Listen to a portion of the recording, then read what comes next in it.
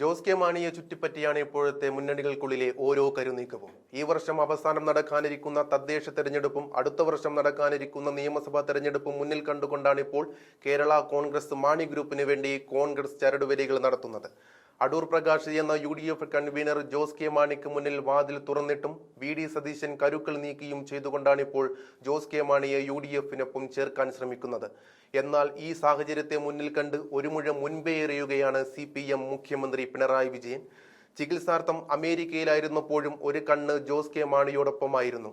അതുകൊണ്ട് തന്നെ സണ്ണി ജോസഫിനെയും ചാണ്ടിയുമ്മനെയും ഒക്കെ കളത്തിലിറക്കിക്കൊണ്ട് കോട്ടയത്തെ പിടിച്ചെടുക്കാനായിട്ടാണ് UDF ഈ ചരടുവലി നടത്തുന്നത്.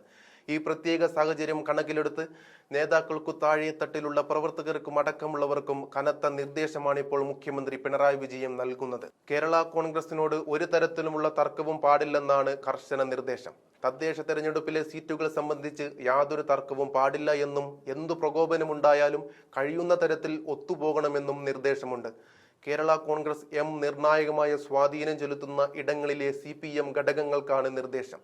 എന്നാൽ അതേസമയം ഇടതുമുന്നണിയിൽ തങ്ങൾ സന്തുഷ്ടരാണെന്നും മുന്നണി വിടേണ്ട സാഹചര്യമില്ലെന്നും ജോസ് കെ മാണി ആവർത്തിച്ച് വ്യക്തമാക്കിയത് തീർത്തും CPMന് അനുകൂലമായ കാര്യമാണ്. VD സതീശനടക്കമുള്ളവർക്ക് നിരാശയും നൽകും. CPM CPI പാർട്ടികൾ പ്രാദേശിക തലത്തിൽ തങ്ങൾക്ക് അനുകൂലമായ നിലപാടല്ല സ്വീകരിക്കുന്നതെന്നാണ് ഇവർ പറയുന്നത്.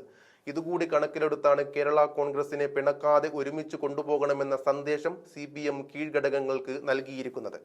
കോട്ടയം, ഇടുക്കി, എറണാകുളം, പത്തനംതിട്ട ജില്ലകളിലെ 25 മണ്ഡലങ്ങളിൽ കേരള കോൺഗ്രസിന് നിർണായക സ്വാധീനമുണ്ടെന്നാണ് CPM വിലയിരുത്തൽ. കോട്ടയം ജില്ലാ പഞ്ചായത്ത്, പാലാ നഗരസഭ എന്നിവ ഇടതുപക്ഷത്തേക്ക് വന്നതും കോട്ടയത്ത് നിന്ന് നിയമസഭയിലേക്ക് ഇടതുമുന്നണി 9-ൽ 5 സീറ്റ് നേടിയതും 2 എന്ന വൈകാരിക ഘടകത്തിന്റെ സ്വാധീനം കൊണ്ടുകൂടിയാണ് എന്ന് CPM സമ്മതിക്കുന്നു.